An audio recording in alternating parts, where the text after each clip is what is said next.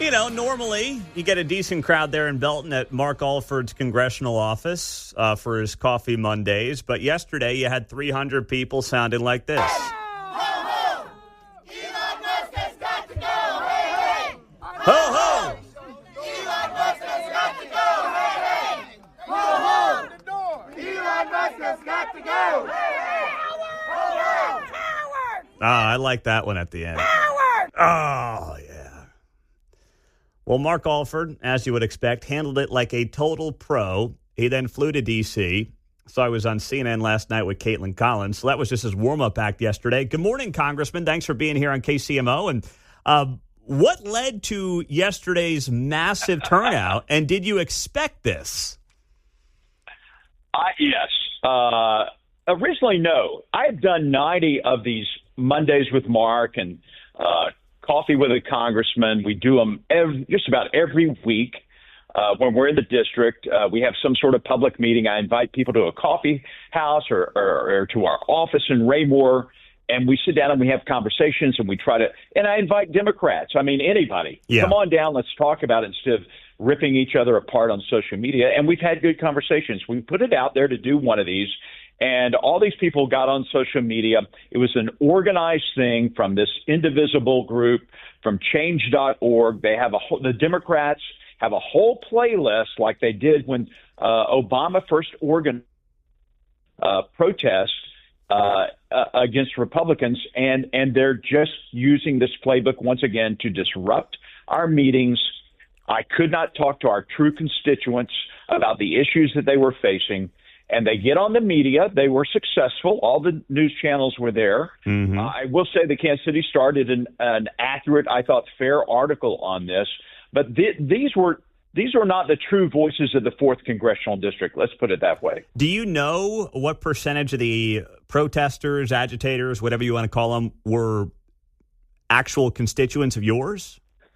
No. Here's what we did. I knew this was happening, and I knew that other Congress members had been shouted down or shouted over, and were not able to communicate. And so I was the only person with a microphone. I made sure we had a big speaker there, and I was able to get questions ahead of time. Our staff made everyone write down their question. They had to put their full name and where they lived. Some of them could have lied, but they had to write their question. I read the question and then answer the question.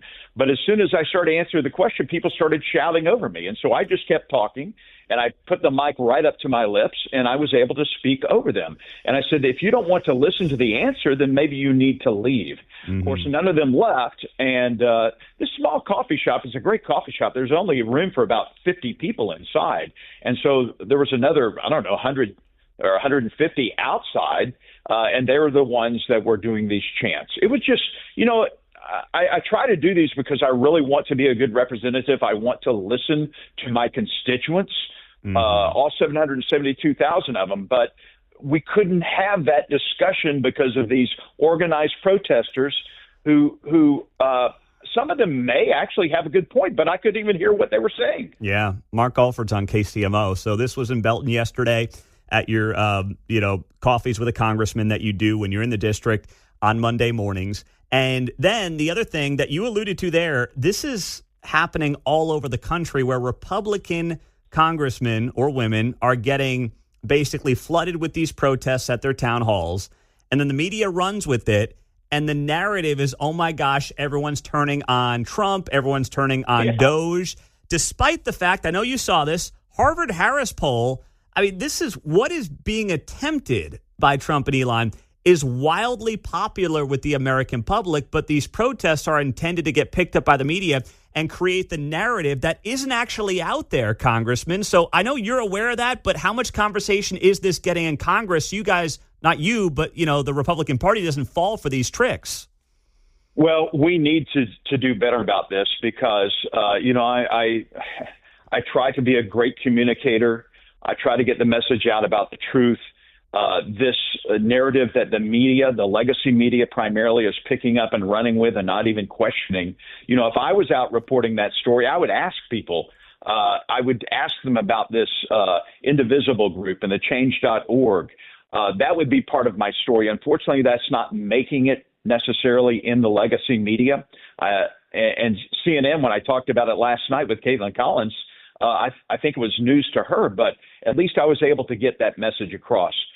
In our conference, I just stepped out of our conference meeting. We're talking about this. How do we move forward with town hall meetings? There are so many Congress members now who don't want to give it oxygen because and I can understand that as well. But look, we have a responsibility to communicate with our district. And if you're going to shut down in-person meetings because you can't be a civilized human being, then you are negatively affecting democracy and the great republic. Yeah, absolutely. Now, I saw you there, Caitlin Collins, CNN, last night, representing the 4th District proudly. For those that missed it, what was the highlight of what you were trying to get across to obviously a different audience? Well, she had a lot of good questions about the DOGE process, the Department of Government Efficiency, and whether I agreed.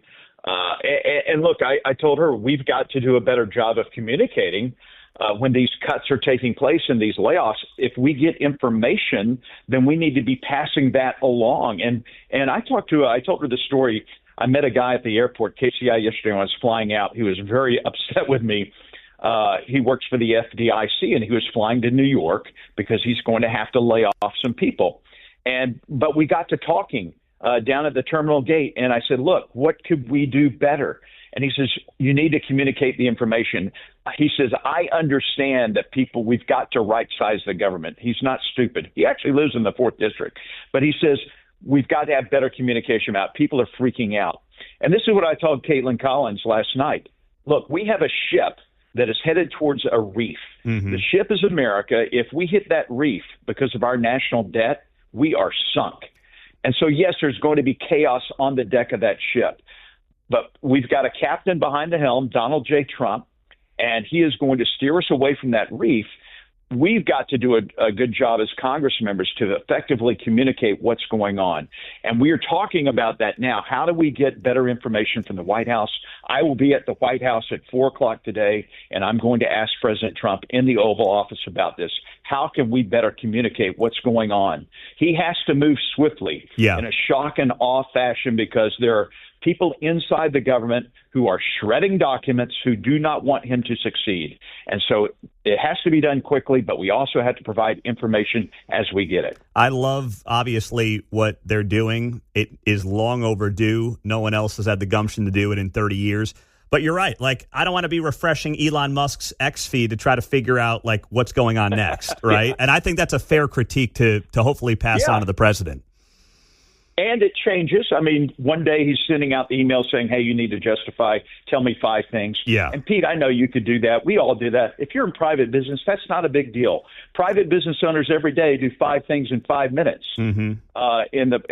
So government employees also need to catch a little snap. And I love the government employees. I know there's 30,000 of them, a lot from my district there in the Kansas City area.